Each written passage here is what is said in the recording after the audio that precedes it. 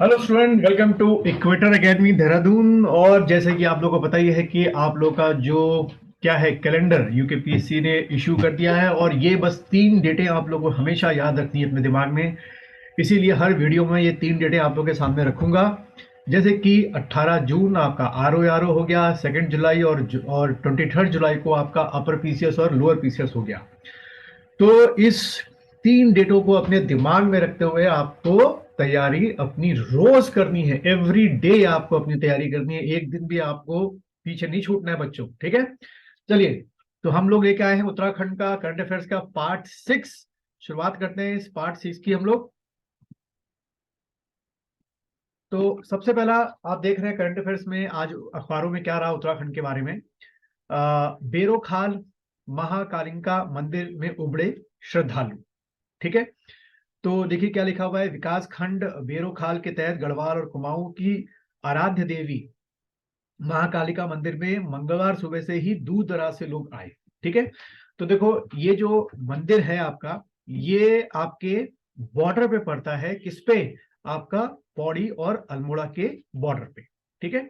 लेकिन पर्टिकुलर अगर आपसे पूछा जाए कि ये कहाँ पर है, आपका कालिका मंदिर जी जो है कहाँ पर है, तो पर्टिकुलर पौड़ी गढ़वाल में इसका एरिया पड़ता है।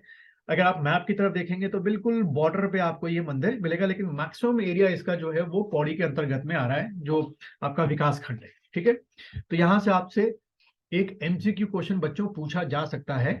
क्या? कि भाई ये मंदिर का एग्जैक्ट लोकेशन या विकास खंड कौन सा है या डिस्ट्रिक्ट कौन सा है। तो देखिए, इस मेले का आयोजन जो है वो 13 गांव के बडियारी वंश के लोग करते हैं। तो पूछ सकते हैं कौन से वंश के लोग करते हैं। तो बडियारी वंश के लोग करते हैं, और ये हर 3 साल के अंतराल में लगता है। तो यानी कि 3 साल के 3 इयर्स के गैप में ये मेला आपका लगता है। तो इस तरीके से आपके क्वेश्चन जो है पूछे जा सकते हैं। और ये मंदिर जो है माँ काली जो है उनको डेडिकेटेड है, और जो लोग माँ काली को मानते हैं वहां पर आते हैं। चलिए, तो उम्मीद है कि आप लोग यहाँ समझ में आ गया होगा। और मैं एक अलग से मेरा एक कोर्स भी चल ही रहा है आपका, जो आपके उत्तराखंड के देवालय हैं उस पे नोट्स बन रहे हैं। मुझे लगता है कि देवालय जो है उत्तराखंड के, उससे लगभग 2 से 3 क्वेश्चन आपके आ सकते हैं। मेरी ऐप पे भी अवेलेबल है, और लाइव जो मैं ऑनलाइन क्लासेस पढ़ा रहा हूँ उसमें भी आपको पीडीएफ फाइल मिल जाएगी।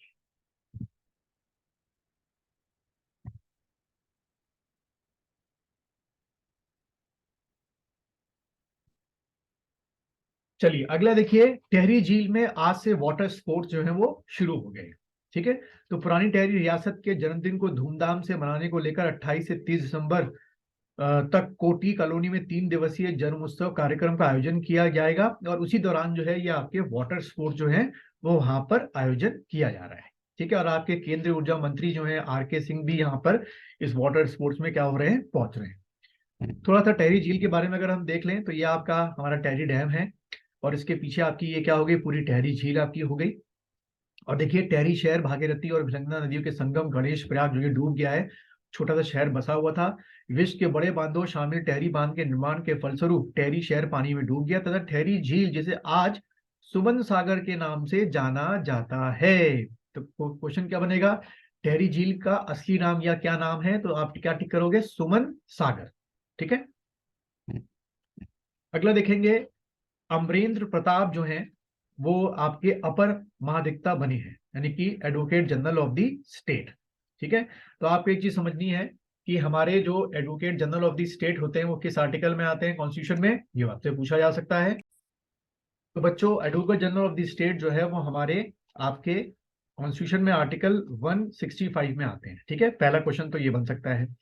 दूसरा क्वेश्चन बन सकता है कि आपके जो advocate general of the state होते हैं उनकी मिनिमम जो क्वालिफिकेशन होती है वो क्या होती है। तो उनकी मिनिमम क्वालिफिकेशन बच्चों वही होती है जो एक हाई कोर्ट का जज बनने के लिए चाहिए होती है, ठीक है। हाई कोर्ट का जो आपके जज होते हैं वो बनने के लिए चाहिए होती है, बिल्कुल सिमिलर क्या होती है उनकी क्वालिफिकेशन होती है। अगला देखिए, महिला आरक्षण बिल पर राजभवन में चल रहा है मंथन, यानी कि कल जो न्यूज में था कि वापस कर दिया गया, आज ही उसी न्यूज को काउंटर करके कहा गया है। क्या?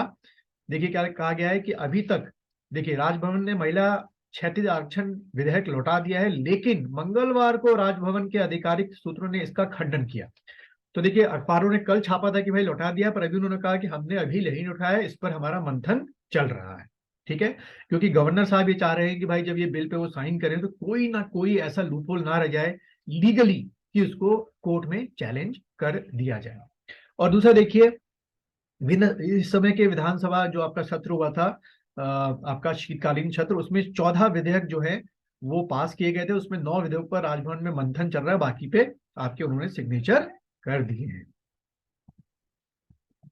फिर आपका देखिए स्वस्थ गर्भ, ये आपकी ऐप है, इसका नाम देख लीजिए क्या है, स्वस्थ आपका गर्भ। ठीक है, क्वेश्चन क्या पूछा जाएगा, ये स्वस्थ गर्भ जो ऐप है ये किसने डेवलप की है, तो आप देखिए मैंने ये बॉक्स में कर रखा है, बना रखा है। आईआईटी रुड़की और एम्स दिल्ली के शोधकर्ताओं ने स्वस्थ गर्भ के नाम से एक ऐप बनाई है।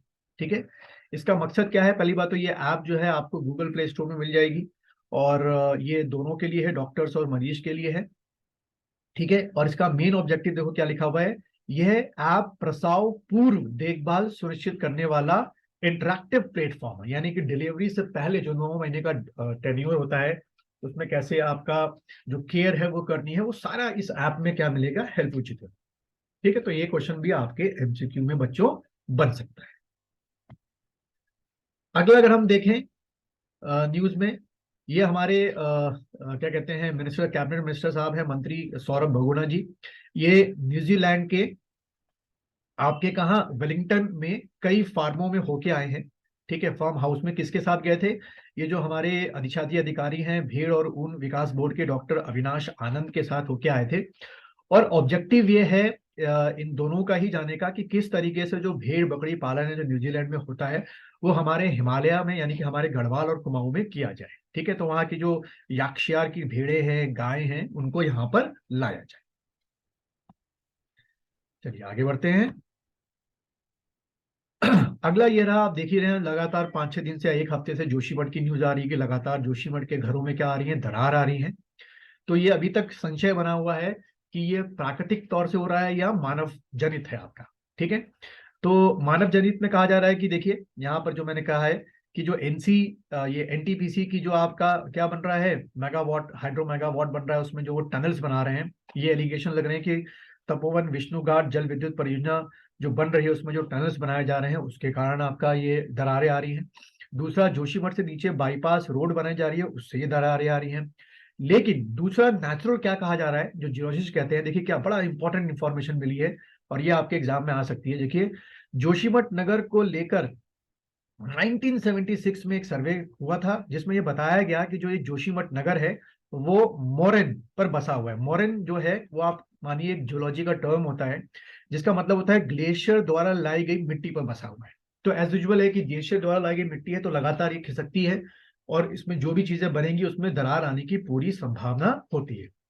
तो ये एक पहलू हो सकता है कि दरारें आ रही है। लेकिन दूसरा जो ह्यूमन एक्टिविटी हो रही है, क्योंकि अब जो मिट्टी किससे लाई गई है, आपकी ग्लेशियर के थ्रू लाई गई है, एज यूजुअल है कि वो पोली होगी, उसमें इतना ठोस इतना सॉलिडनेस नहीं होगा, उसमें आप फिर से टनल बनाएंगे, ब्लास्ट करेंगे तो दरारें आने की पूरी संभावना है। ठीक है, चलिए, तो उम्मीद है आपको ये लेक्चर पसंद आया होगा। तो बच्चों लग जाइए, ये 3 डेटों को ध्यान रखिए, आपकी ये 3 डेटें बहुत इंपॉर्टेंट हैं। मैं लगातार इन 3 डेटों को आप लोगों को शो करता रहूंगा। और अगर आप लोग मेरा कोर्स परचेज करना चाहते हैं, ऑनलाइन कोर्स जो है, तो वो कोर्स आप परचेज कर सकते हैं। वीडियो लेक्चर्स मैंने बना रखे हैं और ये वीडियो लेक्चर्स जो हैं वो इस तरीके से बनाए गए हैं कि आपके आरओ लोअर पीसीएस और अपर पीसीएस दोनों में ये वीडियो लेक्चर्स कोर्स काम आएंगे। लगभग 200 से ऊपर वीडियो लेक्चर्स हैं, लगातार इसको मैं अपडेट करता जा रहा हूँ। पीडीएफ फाइल्स हैं जो कि आप पढ़ सकते हैं, ऐप पे खोलकर उससे नोट्स बना सकते हैं। प्लस इसी में आपको एमसीक्यू क्वेश्चन की टेस्ट सीरीज अनलिमिटेड मिलने वाली है। अभी तो मैंने उसके अंदर 30 to 40 क्वेश्चंस रखे हैं हर सब्जेक्ट से, लेकिन उसमें अनलिमिटेड मिलेगी। जून तक आते आते मैं काफी क्वेश्चन उसमें आपके क्या कर दूंगा, अपलोड कर दूंगा। अगर आपको कोई भी डाउट है कोर्स को लेकर तो आप जो है मुझे इस नंबर पे व्हाट्सएप कर सकते हैं और लाइव क्लास भी आप मेरी ज्वाइन कर सकते हैं। 7:30 पे मेरी लाइव क्लास चल रही है।